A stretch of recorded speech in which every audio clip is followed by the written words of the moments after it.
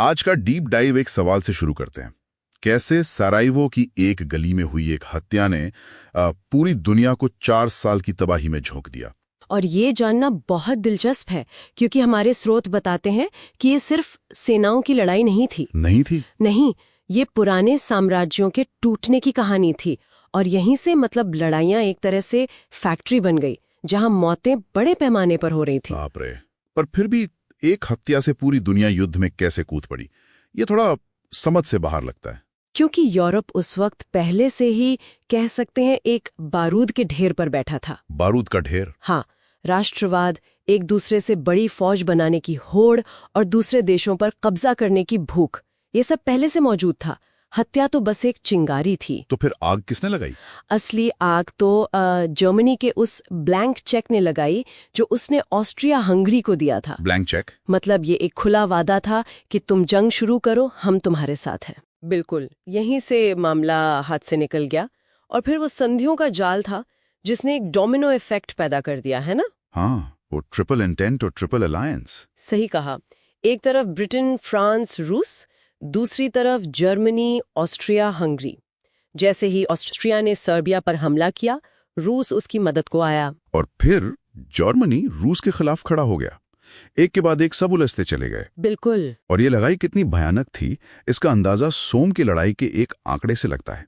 सिर्फ पहले दिन ब्रिटिश सेना के 57,000 सैनिक हताहत हुए थे, एक दिन में। हाँ, और इसकी वजह थी ट्रेंच वॉरफेयर। ये क्या था? एक ऐसा गतिरोध जहां दोनों तरफ की सेनाएं बस खंदकें खोदकर बैठ गईं।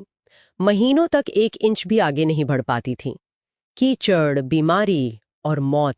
तो इसी बेबसी ने और भी खौफनाक आविष्कारों को जन्म दिया होगा। हाँ, खंदकों को पार करने के लिए टैंक बने और दुश्मन में दहशत फैलाने के लिए क्लोरीन और मस्टर्ड गैस जैसी जहरीली गैसों का इस्तेमाल हुआ। अच्छा, इस पूरी यूरोपीय कहानी में भारत कहाँ था? हमारे सूत्रों के मुताबिक भारत की भूमिका बहुत बड़ी थी, पर उसे अक्सर नजरअंदाज कर दिया जाता है। हाँ, ये बहुत जरूरी बात है। 14 लाख से ज्यादा भारतीय सैनिकों ने इस युद्ध में हिस्सा लिया था। 14 लाख? जी। खुदादाद खान विक्टोरिया क्रॉस पाने वाले पहले भारतीय बने।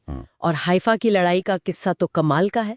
1918 में जोधपुर और मैसूर की घुड़सवार सेनाओं ने तुर्की मशीन गनों के सामने हाँ, तलवारों से हमला करके शहर को आजाद करा लिया।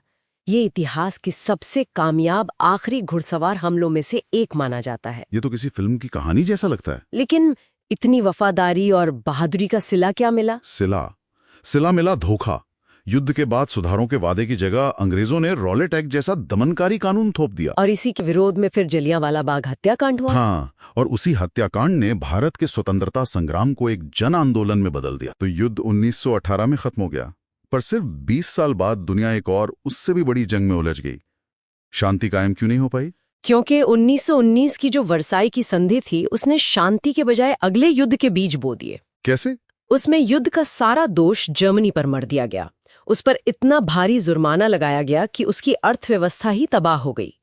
इसी अपमान ने जर्मनी में हिटलर और नाजीवाद के उदय का रास्ता बनाया। तो इसका मतलब यह है कि प्रथम विश्व युद्ध ने दुनिया का नक्शा हमेशा के लिए बदल दिया? बिल्कुल। 4 बड़े साम्राज्य, जर्मन, ऑस्ट्रिया हंगरी, ऑटोमन और रूसी, खत्म हो गए। और भारत में आजादी की लड़ाई और तेज हो गई। ये हमें दिखाता है कि कूटनीति की एक छोटी सी चूक भी कितनी बड़ी तबाही ला सकती है। और यहाँ एक सोचने वाली बात है, युद्ध में करीब 2 करोड़ लोग मारे गए। जी। लेकिन 1918 में जो स्पेनिश फ्लू फैला, उसने दुनिया भर में 5 से 10 करोड़ लोगों की जान ले ली। अकेले भारत में 1.7 करोड़ से ज्यादा मौतें। बाप रे, ये तो युद्ध से भी ज्यादा है, बहुत ज्यादा। तो सवाल ये है कि उस दौर का असली विजेता कोई देश था या एक अदृश्य वायरस था जिसे फैलने के लिए युद्ध ने ही सबसे अच्छा माहौल तैयार किया था। ये याद दिलाता है कि इंसान के बनाए संघर्षों के नतीजे अक्सर हमारे काबू से बहुत बाहर होते हैं।